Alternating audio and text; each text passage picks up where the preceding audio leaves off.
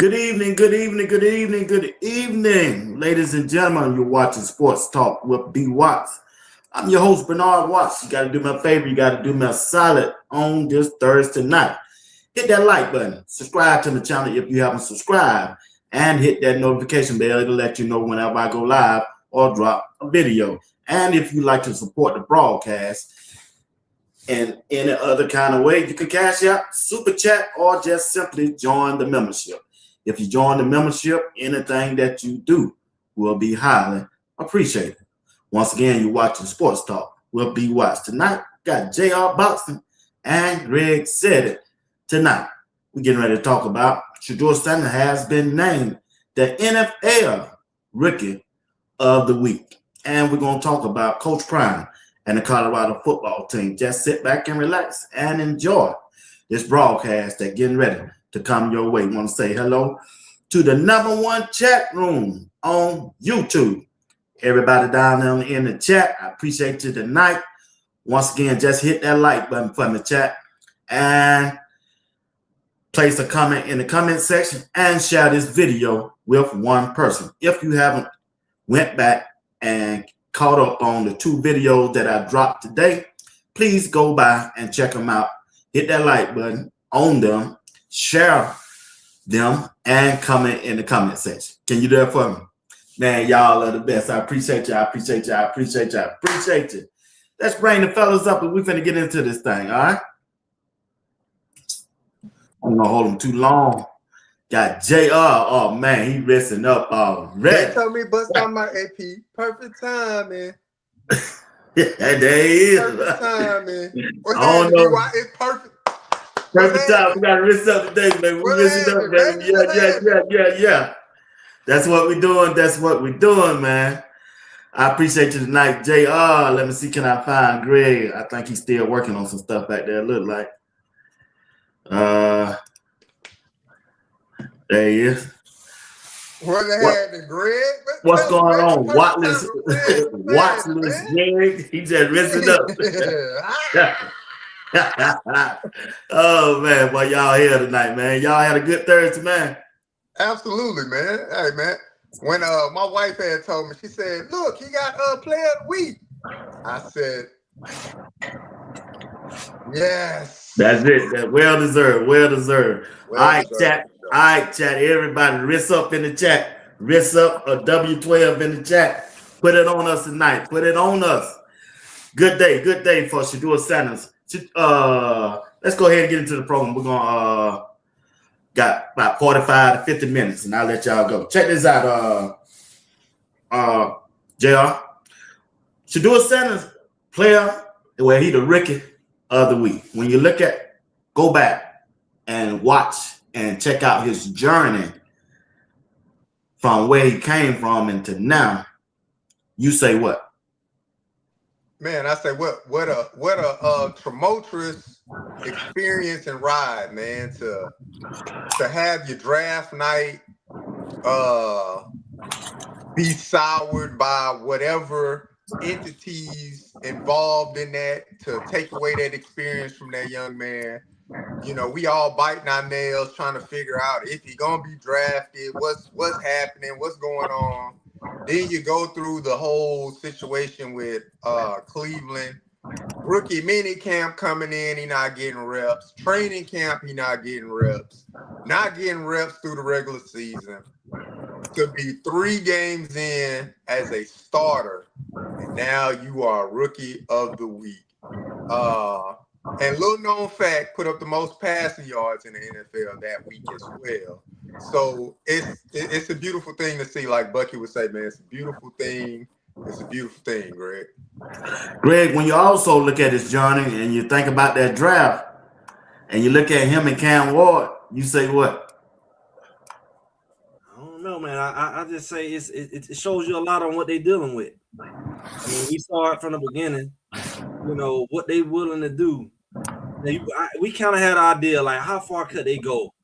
You know, when you look at Cam Ward number 1, Shedeur number 144, the extreme between that, all because of what? To prove a point, humble him. Like it shows you what extreme they willing to go to. Now,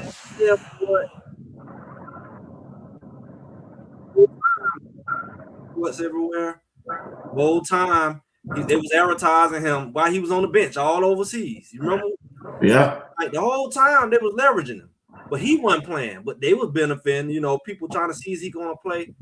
It's really amazing to see the lengths that people will go. Now we look at it. We say, well, they put him in the game. Was they planning on putting him in the whole time? Possibly. So it just, that's what I see when I look at it. I'm like, yeah, he breaking records. Did he not do that at Jackson State? Did he not do that at Colorado? It's not like he's just now breaking records. He's all them records. He got his jersey up in Colorado. Nobody like that, but he broke plenty of records at Colorado. Plenty of them. Just like he already doing in Cleveland. But he just don't get the credit. So it's really weird. Yeah, JR. Pick it back off what Greg taught saying. When you look at the whole situation, and let's talk about that draft, JR. I won't dive in there for about 2 or 3 minutes. That draft. Yeah. People saying it was collusion. People saying Cam Ward was better than him and Jackson Dart was better than him. And I know a lot of people ain't gonna want to hear this, and Coach Prime might not want to hear this either. It started with Coach Prime. Coach Prime went on them podcasts saying, hey, he ain't playing in no cold weather. you know, I mean, he said, we ain't going to Cleveland, we going to New York. Yeah, look, I definitely a lot of posturing by Coach Prime, man. You know, but at the end of the day, man, talent is talent, man, and talent always gonna rise to the top, right? So when you look at the draft situation, and like I said, he threw a big extravagant party because he knew, look, my play in the collegiate realm has done enough to warrant me a first round, a day one. Hear my voice name call on day one. And it's, like I said, it's sickening that he was deprived of that, hearing his name on day one. Look, with potential to be number 1 draft pick, all of those things, man. So to hear your name deprived of that, it got to be a gut punch, man. But look, he took it like a champ. He spoke to his people. It's not the outcome we expected, but we're moving on to bigger and better things. We just didn't know bigger and better things was going to come to fruition this late in the season. We thought it was going to come to fruition early in the season. You're outperforming them in rookie minicamp.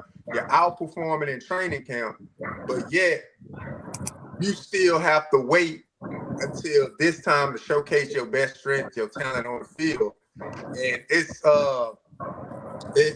like I said, it's a beautiful thing to see right now, man. The young man he's getting in his groove. He's establishing himself as a voice on that team. And look, he told them after that first game in Las Vegas, look, I'm what the people looking for. Actually, he said that before the game. I'm what they looking for. So look, he giving them the spark that they need, and I'm excited to see what these next 4 games look like for Shedeur, Greg. I mean, I ain't gonna lie, I'm quite the opposite now. I told y'all, you know, the way they were dogging him in the camp, the way they had him throwing in them trash cans and had him on the play field, the little kid playground, when the big kids over there and they put him on the little field.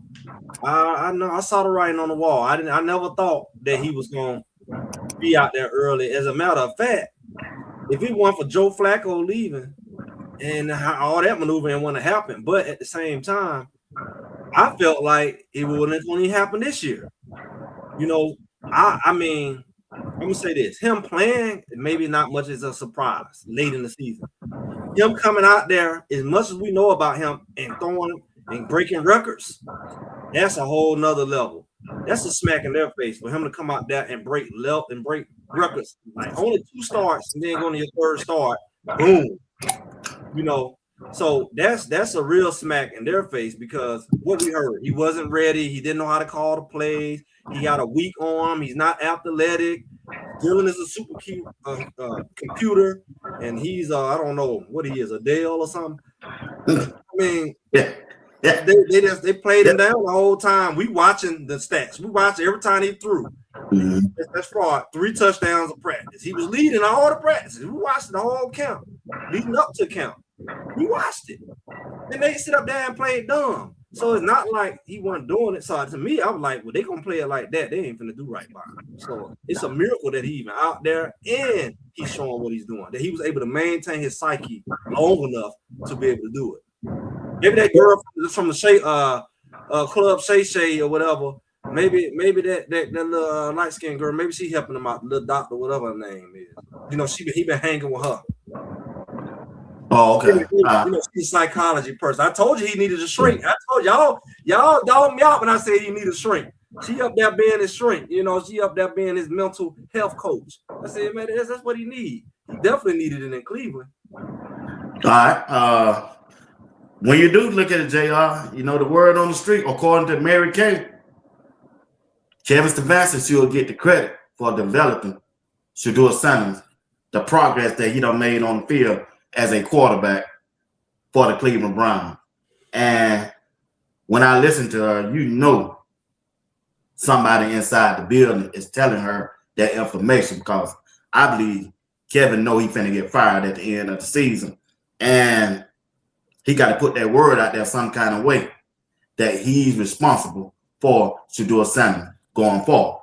Now, when you do hear that, is Kevin right? Or did Kevin really want to start Shedeur, but the NFL or the owner told him no? I don't know. I'm just saying. I'm just saying it don't make no sense when you're a head coach. Yeah. When you're a head coach, 2-time coach of the year, to choose Dylan Gabriel over Shedeur Sanders. Too many people don't do that. Talent alone, especially when you're running an organization that need a quarterback. Yeah, look, if collusion is the thing, then I mean, what is Kevin Stefanski supposed to say? Right? He can't go out there and say, well, we colluded against him, so that's why I couldn't come out and say his name, and that's why we chose Dylan. And like, obviously, he can't say that. So, if collusion's not the case, if I'm Jimmy Haslam, I'm asking, how did we get it wrong?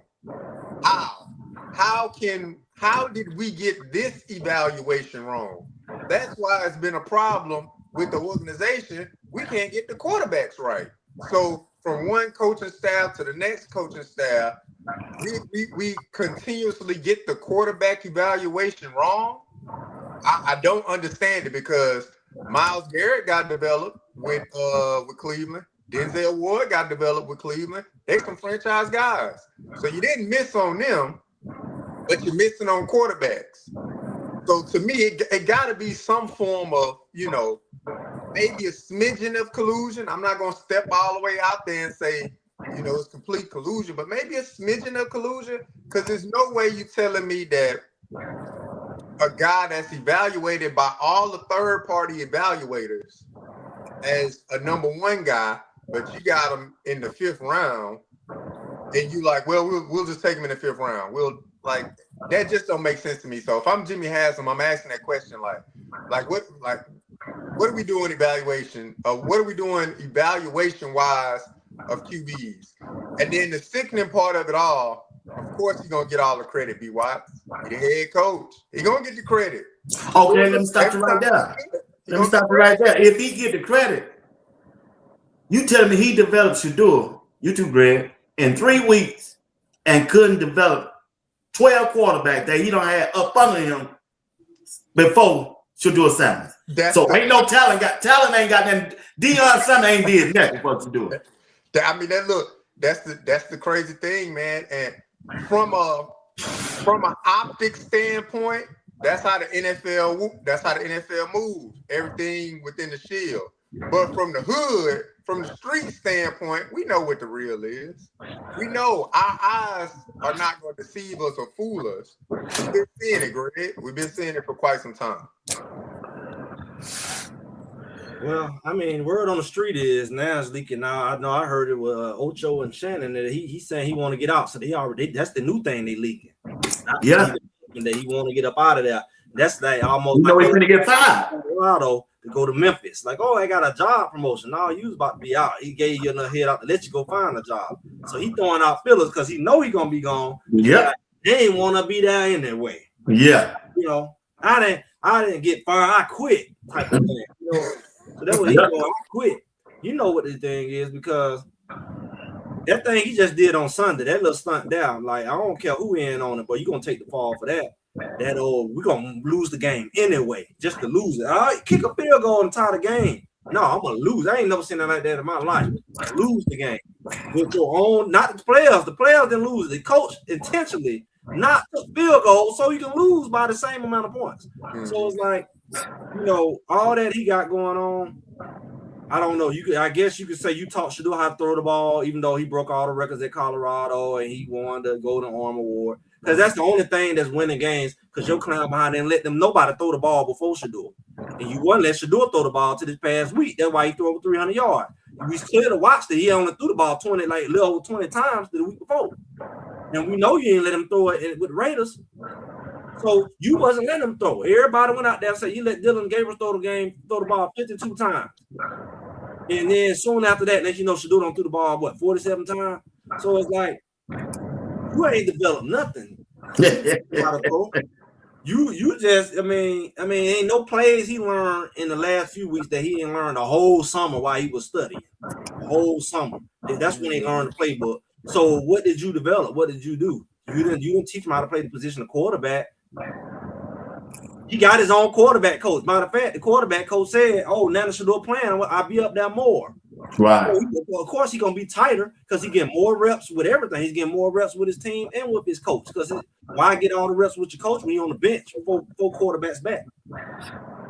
Well, he's better. He's not coming out the bench in the third quarter. He can do his little warm ups and do all that crap for an hour for the game. You can't do that when you're on the bench. So. The difference. It is, man. It is. It's weird, man. It's weird. We probably never know what happened until Shedeur go out there and just light him up, and he in control. He probably come out with that tell-all book and tell everything behind what went on behind the scene. He can't say nothing right now because you know the word out. He's still running. He don't know if he's gonna be there at the end of the season. He don't know if he's gonna be there next year, JR. And man, that can do that slide out of the press conference. He was like, that can do a mental thing to you, boy. And then you still go out there and throw for 300 yards, 4 touchdowns, and you know your team ain't playing for nothing. You ain't won the 3 games. Well, he said too. He got to keep talking about this trust. I play better with trust. I do better with trust. Yeah, keep putting that out there. With trust, I'm better. That's who I am. He said when he said that, he sent a message to who? The coach. The Stefanski. Yeah. Exactly. You get the most out of me with trust. Exactly. He tell you he know how to play football. I got your plays. The only person who talk about trust that much is a woman. That's it. All he do is talk about trust lately. Trust. I'm like, he talking about a whole lot of trust. That's all he was saying. Every interview, he said in the press conference, then he went down the hallway to another guy and did it. That's all he hollered. Trust, JR. I mean, that's what it's about, man. And obviously, the message is being sent to Kevin Stefanski to say, look, man, whether you trust me or not, right? I'm gonna be a professional. I'm gonna do my job, and that's what it's about at the end of the day, man. Look, the NFL is a moving organization with a name or without a name. It's gonna continuously go. People gonna continuously watch it. So you rarely hear players speak against the Shield while they're playing actively. You don't hear that. When they out, they'll say, you know, hey, they did this to my body, or I didn't get taken care of this way. I didn't appreciate the coaches this way. But when they're in there, you don't hear players, you know, going against, because, I mean, who does that? That's your place of work. Unless you're planning on quitting. But while you're there, you rarely hear players speak out against the Shield. So they'll get to the podium and they'll say the things that they need to say to get a message across. That's what you're doing. You're letting them know, look, man, it's a trust thing. Look, I don't trust you, you don't trust me, but we need to be professionals and get out here and do our job. It is what it is. Shiloh said it, man. Like I said, Shiloh said it in his last bit. You think Shedeur care if he was taken out on that 2-point conversion? Of course he care. He can't say it. So he gonna come to the podium and say, look, man, the play is to play. I'm a professional. That's what he gonna say.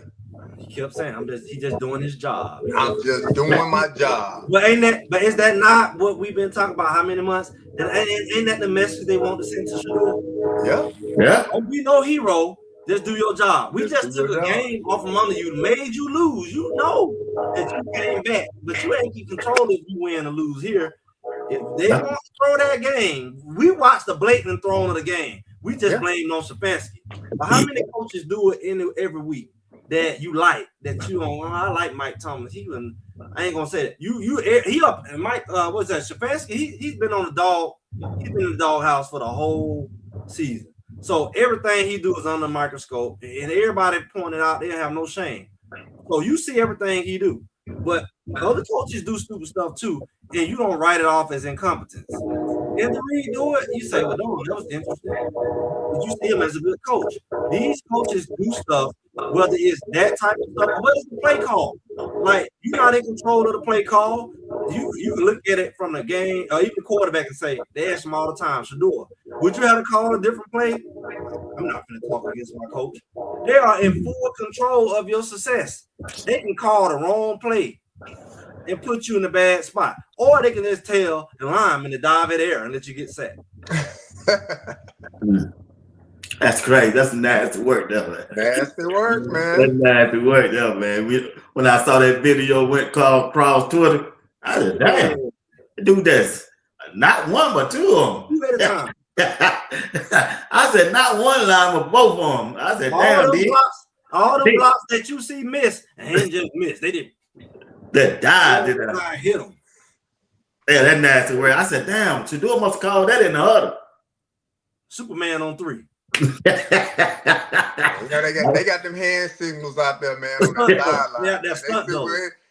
When lineman looking to the sideline, got it. All right, cool. They on the sideline holding up them posters. Yeah. Hey, that yellow card. Hey, I get 10,000. You do that. Let's go. Yeah. Oh man, nasty work, man. That nasty work, though, big dog. That is some nasty work. But anyway, my last topic on this. Shedeur Sanders go on the road now.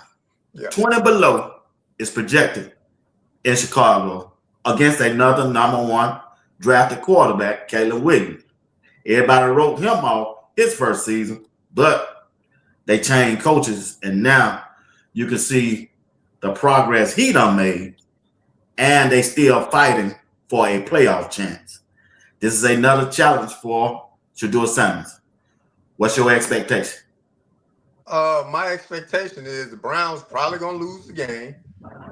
What's the point of them winning, right? Especially if they're looking for draft positioning, like posturing themselves up and down the draft board. I think right now they're at fourth spot if the draft started today. So they're gonna go up there and lose. Look, the Bears are a good team, man. So I expect for Shedeur to go up there and have a good showing. But look, when you playing the guys that's out there doing Superman on the offensive line, like, that's kind of hard, man. And even though Shedeur wants to will that team to a victory, I don't think the team or the organization wants that victory.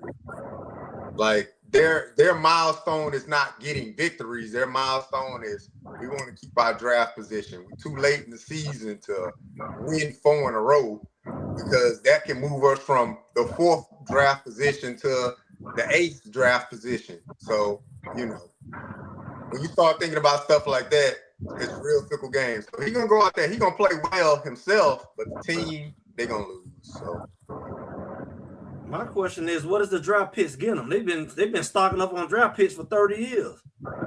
Yeah, but you've been sorry, so you've been getting the draft picks every year. If you don't know how to manage your draft picks, or you don't know how to maintain it, like you go spend all this money on people, then you end up letting them go and they be superstars somewhere else, like Baker Mayfield. Like if you keep spending all this money on quarterbacks, then it's about getting another quarterback. First of all, that boy from Indiana ain't built to play. He ain't built to run for his life. He ain't built to be taking slams. And who is but Shedeur? Let's be for real. Who wants to get body slammed all game? That boy ain't even built like that. He ain't been through that. He ain't played on no sorry team. Indiana been how many years in a row been in the playoff?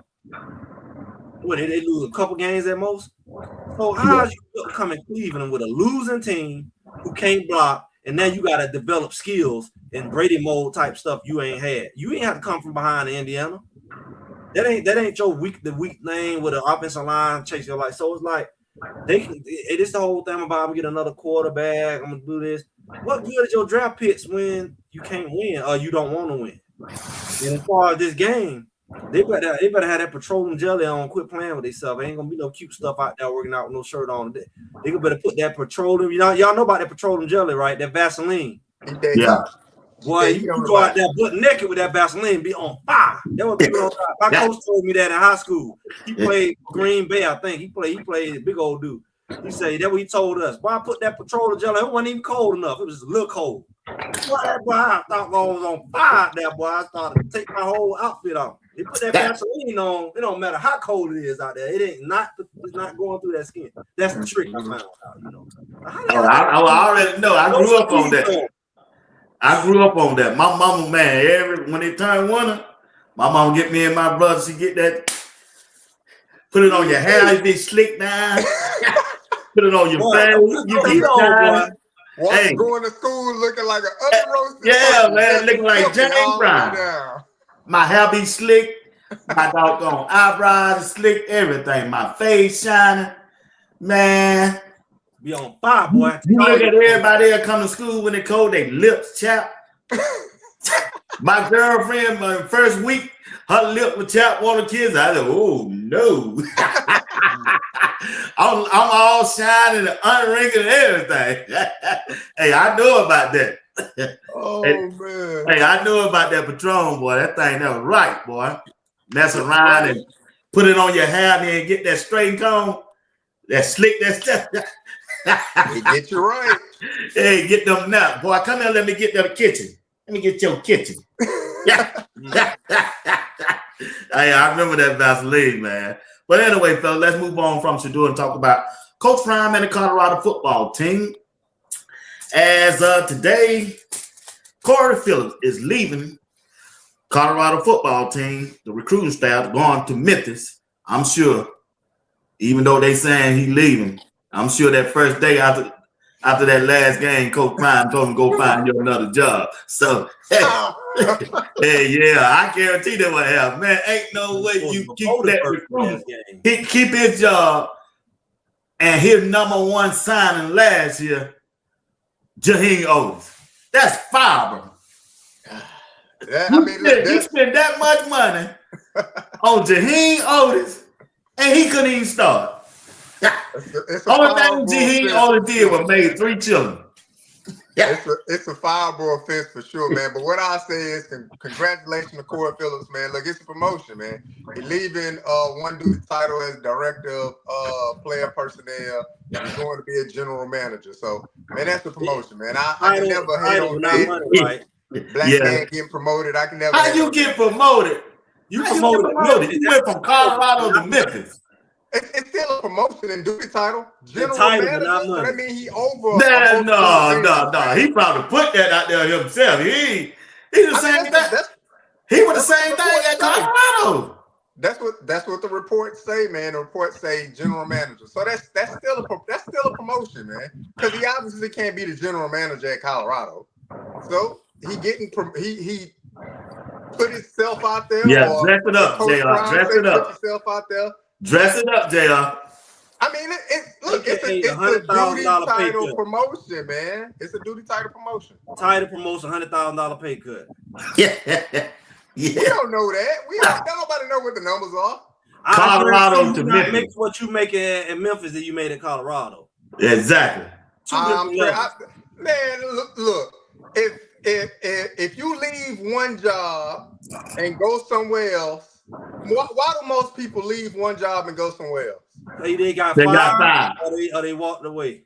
So did he get fired? It didn't say he got fired. Yeah. So why do people leave one job and go somewhere else?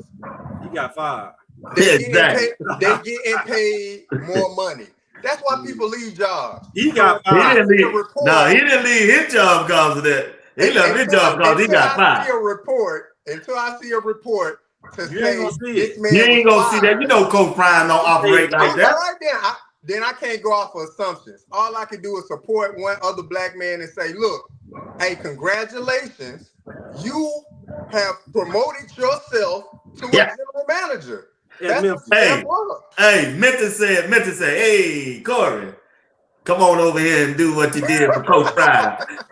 Get me Jaheim Otis and let me spend this $1 million on it. He won't start. Otis will show out at Memphis. Yeah. Hey. He'll knock them all down at Memphis. So that's all I'm saying.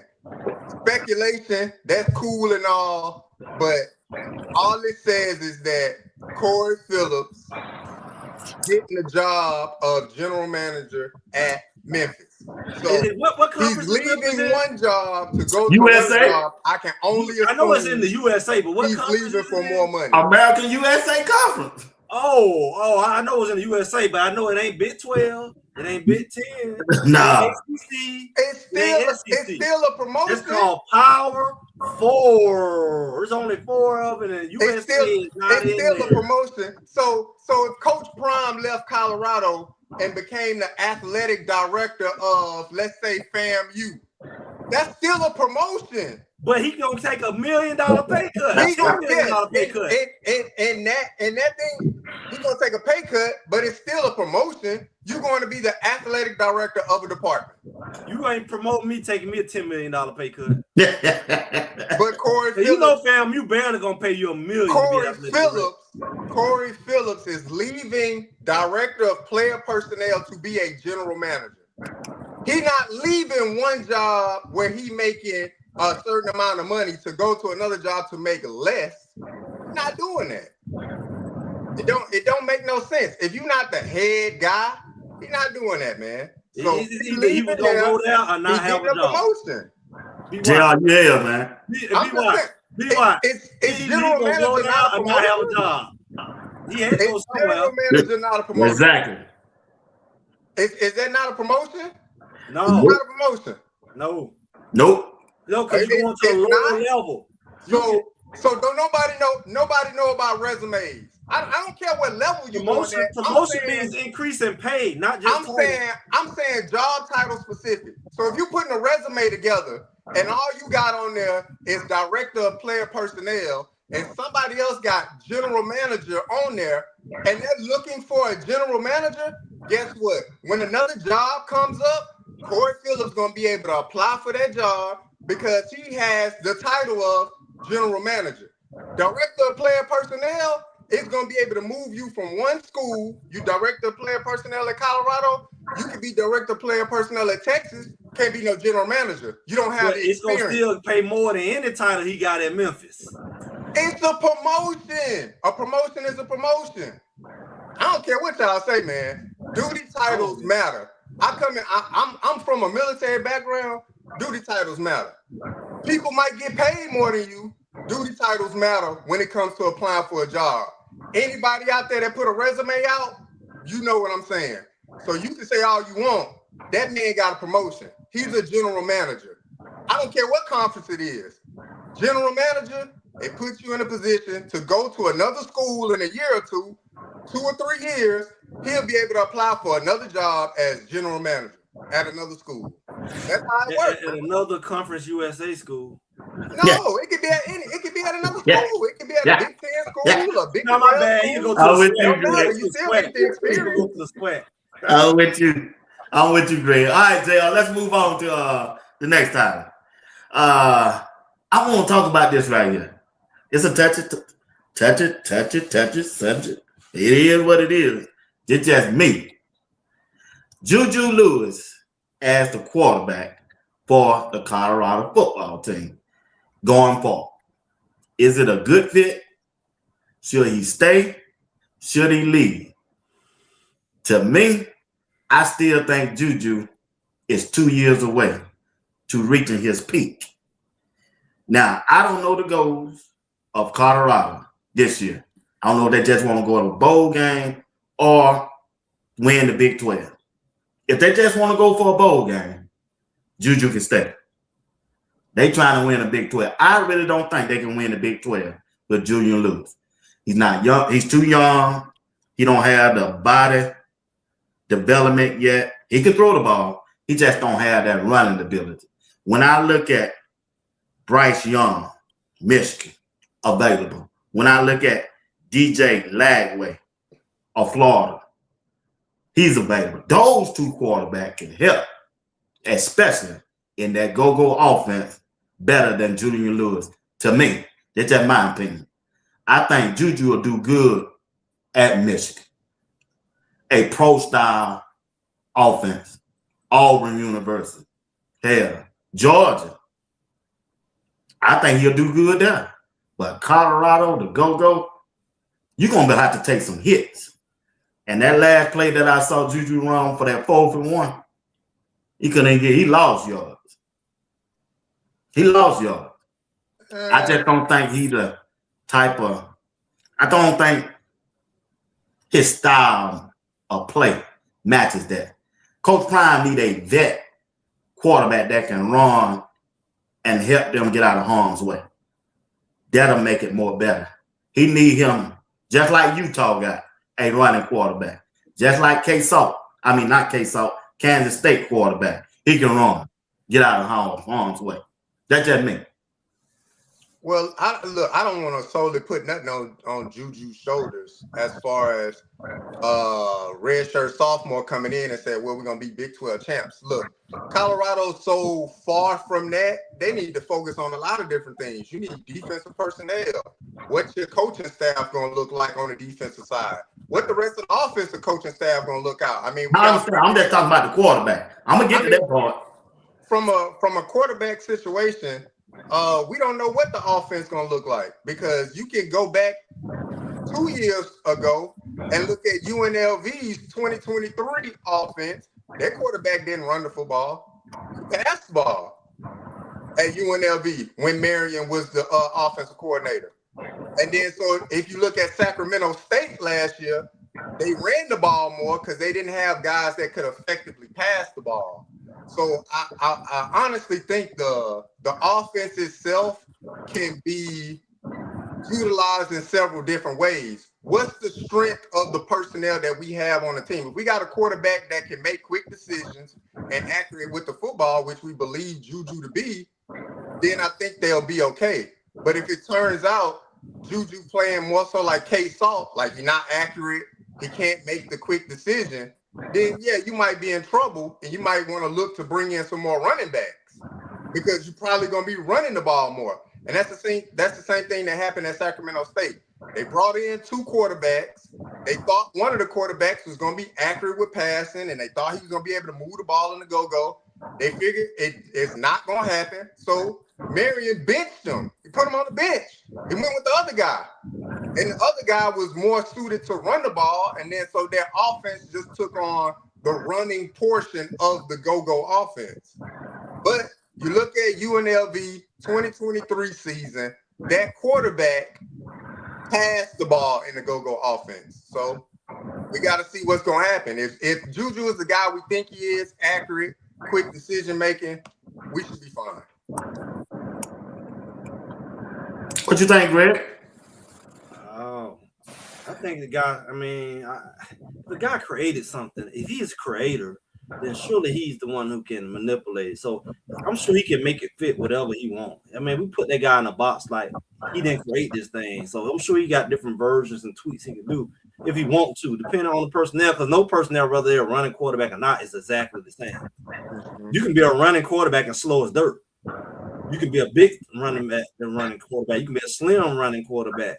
You can be a Michael Vick style running quarterback. So the play is going to adjust according to your strength. Like we thought that Schumann was going to do, and we thought Livingston was going to do. A smart coordinator is going to adjust to the strength. Even your line personnel is going to be different. So everything's going to be different. Running backs, receivers, you're going to have to adjust it to the strengths of the team. But what I will say, y'all play with JuJu. He will be up there in Indiana. Their quarterback is gone. He's going to be like Benson. You know, Indiana wanted him. And I used to be like, well, Indiana's a joke. Now I see this. That's the Indiana that been in the playoff last 2 years. That coach wants JuJu. He wanted JuJu up there. And he played around. JuJu is the type of quarterback fit that system because that little dinky quarterback up there, he think he can go to NFL and be on a team like Cleveland. But that system now, they got it's built to throw the ball and run to support somebody like JuJu. So that's around. You be watching him in the playoff every year. All right. What Coach Prime need to do for the defensive side, JR? I mean, look, if the news hasn't come out that Rob Livingston then lost his job, then you start there. We got to figure out who coaching the defense. So if Livingston's still there, I say the next thing is there has to be an identity so you can have a playing style for the defense. Can't be any more, we just going to go off the strengths of the people we got because you might bring in some people and they ain't got nothing. I mean, look, they brought in Otis. He ain't have it. They brought in linebackers. They didn't have it. They brought in cornerbacks. They didn't have it. So now we need a system. We need some type of system that's attainable to these players where they can play fast and not have to worry about nothing. Look, running the ball, tackle the ball. That's simple. I don't know. I think Livingston gonna be out of there. I don't think he's gonna keep one coordinator, and I don't heard enough buzz around. There's some big names coming, and on defensive side, and then more than one. So it seems like Coach Prime is gonna do that overhaul. He is not keeping no Livingston. I just don't see that happen. I don't either, Brad. He got rid of the OC. He got rid of the recruiter. He's not holding on to Livingston. He probably giving Livingston a time, just like he gave old boy time to line up that general manager job. Yeah. You give them because you got to think about it. NFL is going through their transition too. So, they got coaches who are going to be moving around. So he's giving Livingston time to get that by that time, whatever going on with that. There's no rush. Porter, it didn't happen by the time the Porter get here. It didn't happen before the Porter, but there's no rush. Nothing going on right. That's the holidays. So as long as he do it in time for the Porter, like I said, Coach Prime like to do a big splash. Why would he do it way before the Portal and let it die down? He like to have the buzz at the right time. Everything he do is about a massive effect. So he's gonna drop it at a time where it's not competing with nothing. And it's gonna be in time where it has the long lasting effect versus it dying down by the time the Porter happened in a few weeks. So just watch for it. Peter said Levis is a one-trick pony. Porter open up in 2 weeks? It'd be a few weeks. It'd be in the early January. I think they got 3. Yeah, I think it's first week of January. Porter open up. January. So second week in January, right? He gonna let the Livingston's already packing their U-Haul up out there. You just don't know. He ain't going out there to Boulder. They already packing up their boxes. Yeah. They already getting ready. Yeah. After Christmas, home for Christmas. Yeah, I think he changing all of them. I think he changing that offensive coordinator, defensive coordinator. I think he changing everybody around. The portal. I heard it today. I heard it through the my DM. Coach Hart gonna be over the recruiting. They already done named the new director. It's the dude that was already on the staff. He's going by the name Box. They already done named him. They already on name? Yeah, but Coach Hart replacing him. Coming out. Hey, Coach Hart replacing him. That guy replaced your boy, and Coach Hart replacing him. Oh, okay. No, the dude that's gonna be the new Corey Phillips was on the staff already. Right. I forget his name. His name is something, but they call him Box. I forget his whole name, but he go by Darian Box. Darian Box. Y'all just put it in the chat. Darian. I forget his first name is Darian. Darius Darden Box. Yeah, that's gonna be him. We don't know who he is, but he the new Corey Phillips, and Coach Hart is the new Box. Yeah, nah. The portal opened up on the second, man. You gotta keep hope alive, man. You know he's a good recruiter, but he can't coach no linebackers. I'm sorry. Coach, hey, that's exactly Matt. You hear Matt? I wasn't gonna say that. You already know. Somebody said let Box go too. Y'all crazy, man. Coach Hart gonna be that DC. As long as he don't coach the linebackers, I'm all right. Yeah. As long as he don't tell the linebackers. I ain't got okay, let me ask y'all this. I'm gonna ask y'all this. We're gonna get out of here. What positions on the defensive side is more important for the recruiting, the linebackers or the defensive line? Can't say both of them. Me personally, it gotta be the linebackers. You can't do that without no linebacker. I think they got to bag up what? The line. If they I'm gonna go with defensive line. How you gonna say defensive line and when you're linebackers, it's the most important part of the defense. They wear the mic. Look here. If they ain't backing that line up, it's a touchdown. Exactly. The linebackers. Okay, chat. Y'all help me out, chat. What's up, Jay? Help me out, chat. Before Greg and JR chime in. Which position on Colorado defensive side should Coach Prime focus on? The linebacker room or the D-line? Go ahead, JR. Yeah, I'm gonna go D-line, man. And the reason I go D-line, because look, if you got a comparable D-line, it can make up for some bad linebacker play. And we seen that to some effects last year with what's his name in the middle? Block Bully. So if you got some comparable defensive linemen, you gonna see it up there. And like I said, my example is Block Bully. When Block Bully didn't play against Kansas State ran for how many yards last year? A lot. And that was the first time that happened, and it was the week before Block Bully got hurt. They said UCF was going to run all over him, Greg. Block Bully was stuffing that middle. Linebackers were still getting beat. Bentley got beat on the wheel route. Nikhil Hill-Green whiffed on some tackles on RJ Harvey. We was there watching it. But that defensive line was stout. They tried to run up the middle. They couldn't do it. Jefferson tried to run up the middle. They couldn't do it. So I'm going with defensive line. Who knocked Jefferson out the game? Who knocked Block out? Block Bully or was it Hill Green? I'm all for Block Bully. I'm all for Block Bully. But who was the intimidator last year? Who made a name for themselves? Who got the biggest buzz on the defense last year? Block Bully was a silent hero. But it was Hill Green. Y'all talking about the popped up medical tents? Pow, boom, boom. Yeah. It was the enforcer.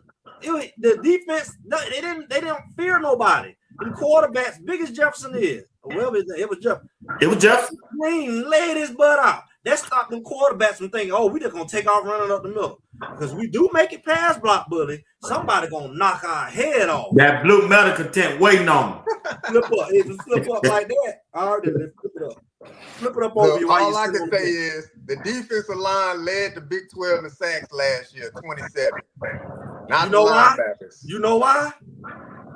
Because they couldn't run the ball. Because the defensive line. They got past the defensive line. They butt hit. And Silver Trail was back there too. But you gotta think about it. They linebacker core was by far the best they ever had last year. By far. You know, Bentley played all right, but it was Hill Green. That's why I said before Hill Green came, I said if we had got that boy from Tennessee, hopefully he played good. Just for example, we had got him and Hill Green at linebacker, two strong linebackers, or that boy from Florida State. They would have been in the championship. They would have beat Kansas and Kansas State. If they had another linebacker like Hill Green, Bentley was like hit or miss. You had another enforcer like Hill Green back there. It would help. It would have been totally different. Totally different. Them linebackers we talk about Cleveland. Cleveland got two young linebackers. You don't rarely see them miss tackles. Nah. They don't. When your linebackers ain't missing tackles, your run game is straight. Because your defensive line job is not to make tackles. Your defensive line job is to limit run lanes. Run lanes. Block Buddy was good at limiting, but guess who have to clean up the run lane? If your linebacker don't clean up the run lane, you just wasted a block bully. You wasted a block bully. What's Colorado issue? They can't contain the run lanes. That's why they had the linebackers at the line of scrimmage this year. The linebackers were running to the wrong hole. Yeah. They run to the right and the ball go to the left. Running to the wrong hole. It'd be 3rd and 15. And that BYU quarterback ran for 17 yards. You know why? Because the linebackers is all the way over there. Defensive line, nowhere to be found. Nowhere to be found. So how are you a linebacker quarterback in the line? TCU quarterback, 3rd and 20. He ran for it.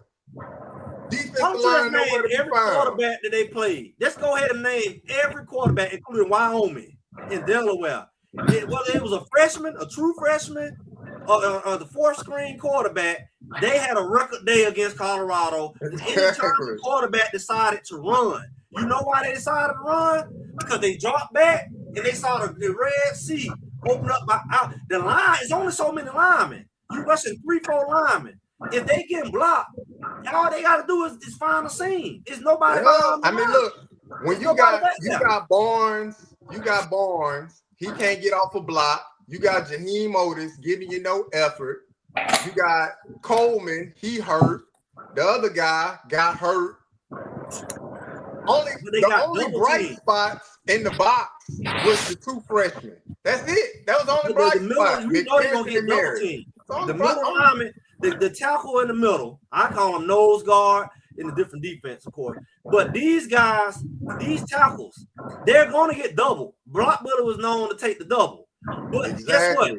You taking a double is not good if you got nobody behind you. You're sacrificing yourself to free him up. You free the fool up, he's not even there. So my question is, if you take Block Bully and put him on this year's defense, do you not think the linebacker play would be better this year? Absolutely not, because they wasn't good. They wasn't Hill Green.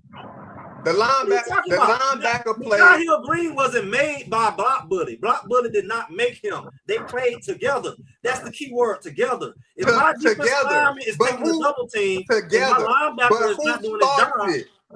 Who starts it? The defensive line starts it. Jobs. It's no start. But the defensive line starts it. Because look, if Block Bully doesn't command a double, then what is that offensive lineman job to do? To get to the next level. That's not true. To block the next defender, right? No, because me as a linebacker, it's not automatically that lineman is going to block me. I prefer that you keep him off me, but I also must have some skills to go. I have to be able to not get blocked every time. So it still requires a certain level of skill in me. It's me as a linebacker. We're not talking about the skill level. We're saying the responsibility of a lineman is to block the person in front of them. So they're going to block for the lane. So if it's no defensive player there, they're going to go to the next level to pick up somebody that's supposed to fill that lane, which is a linebacker. But if you got defensive linemen who can command 2 blocks, that frees up the linebacker to have free aim at the running back. And that's what we saw last year for Colorado.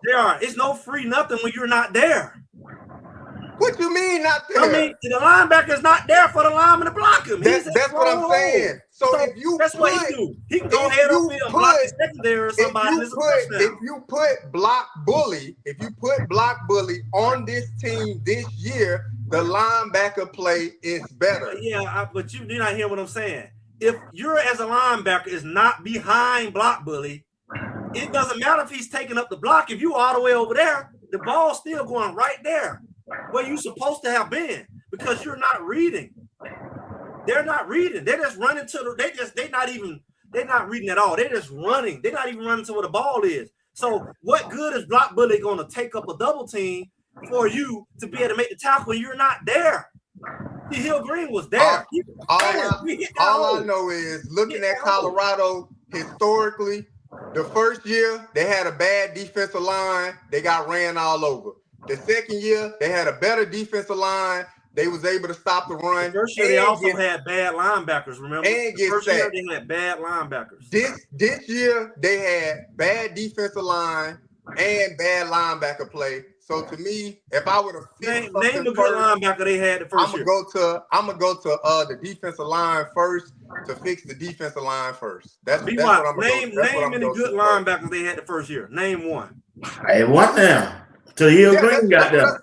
That's what I said. That's the issue they had. They never had any good linebackers until Hill Green. He is the anomaly because before they had that boy JuJu Mitchell came in like a week before. He played good. He didn't need no block bully. He was going in busting heads, but then he fell out with the coaching staff. Yeah. So they benched him. We never had no good linebacker. They had Bentley back there. They had all them other skinny linebackers they like to go get that run a 4-4 with knee braces on and all that. But they weren't linebackers. They always hybrids. Y'all, they ain't recruited a real linebacker outside of Hill Green. All they linebackers is hybrids. They DBs. They linebackers who used to be DBs playing middle linebacker with knee braces on and stuff like that. So they never really recruited a true linebacker. You can't name them, even out the portal. The only guy they would have got that boy from Florida State who faked like he was gonna come and then went back and got the money at Florida State. JB. They recruited JB out the portal. JB was an edge rusher. They converted him to linebacker. They converted him to linebacker when he came from Jackson State. He was edge rusher at Jackson State. He was never a linebacker. That's why they let him rush out the edge this year. I don't know about that. He's still an outside linebacker. He's an edge. He's like Ward. Wade. He played the same position Wade played. But yeah, I would go if it's me, and if I'm Darius Box, whatever his last name is, I go defensive lineman. It's a must, man. You need some defensive linemen in there. All right, fellas, that's the end of the show. I want to thank y'all input on Colorado football team, and want to thank the chat for hanging in here with us and putting your information down in the comment section. We were reading them. We appreciate y'all for joining the broadcast. JR, give us your last word along with Greg said, and we out of here. Yeah, man. Look, excited to see what Shedeur gonna do out there in the Windy City, man. Look, whatever the game plan is, he gonna execute the game plan. Hopefully, he can get Rookie of the Week 2 weeks in a row. Hell, just make it a streak. Just Rookie of the Week until the end of the season. That'll really be a slap in the NFL face. Rookie of the Week, because I know I voted by 5-6 times. Just vote. I was like, let me vote this by 4 or 5 times, man. So, man, good luck to him out there in the Windy City, man. Hopefully, he can play his butt off, man. What you got for Greg? I don't know, but these, it's interesting with the Shedeur thing. They moved that goalpost. Like, boy, That thing there, boy, that thing is mobile. Like, it's on wheels. Goalpost on wheels. That thing be moving while you kick the field goal. That's probably why they didn't want to kick the field goal, because they know that goalpost be moving. So Shedeur, well, if he go and throw 500 yards the rest of the season, just maybe we would consider he could be the guy next year. Like, what kind of crap is that? Who are y'all at? Like, somebody got a bed to be in Cleveland. Like, y'all, he already done broke all your records. Y'all acting like he gotta prove himself to you, like he ain't already broke all your little stinking records in 3 games. He showed y'all with 3 games after being on the bench, throwing in trash cans, not getting no reps, that he can outdo anything y'all put out there. And y'all talking like, well, just maybe if he do this 5 more weeks, he don't do nothing else for y'all. Y'all garbage. Like y'all are not the Philadelphia Eagles, Pittsburgh. Like nobody got to prove nothing to y'all. Y'all ain't had no quarterback that didn't even do what he done. So that what gets me about this. Like, every week you try to apply extra new pressure on this boy. Like, you waiting for him to mess up. See, there you go. Like, they waiting for him to fall. Yeah. You know, he got to go out there in 20 degrees in December. Like, usually you don't see this weather until January, you know, at the second round of the playoff or something like that. So right. I feel for him. He gonna have to wear gloves or something. I think about Michael Vick. But if he go out there and throw this ball in this cold, if he go 300 yards in this cold, they gonna change it. They gonna move the goalpost to Josh Allen. Well, he didn't beat Josh Allen yet. Watch this thing. If he have to go up there, it probably gonna be minus 20 up there too and snowing. If they got to go up there, because this time of year it's a wrap. Buffalo, you know. But it's gonna be interesting. We, as always, every day in Colorado is gonna be something new. It's like the daily soap opera or something. So I'm just any given day, I'm looking to see what's gonna pop up tomorrow. Yeah, all right, you're right. Yeah, it's gonna be something new. If he go out there and do the same thing he did this past weekend, he got to do it again. Like Greg said, who in the hell is Cleveland? We wouldn't be watching Cleveland if it was for Shedeur. Hey, Shedeur might be quarterback for the Houston Texans next year, because they quarterback CJ, he ain't doing that. Yeah. He always want to start something. He always want to start. Hey, Cleveland will take it. They'll do a swap. They'll do a swap. Hey, we'll trade y'all Shedeur and get y'all this first round draft pick for CJ Stroud. He ain't doing that up there. Ooh, we got it now, guys. I'll take him down there in Houston. Shit. Hey, guys, appreciate y'all. Y'all have a blessed day, man. All right, Chad. All right, Greg. All right.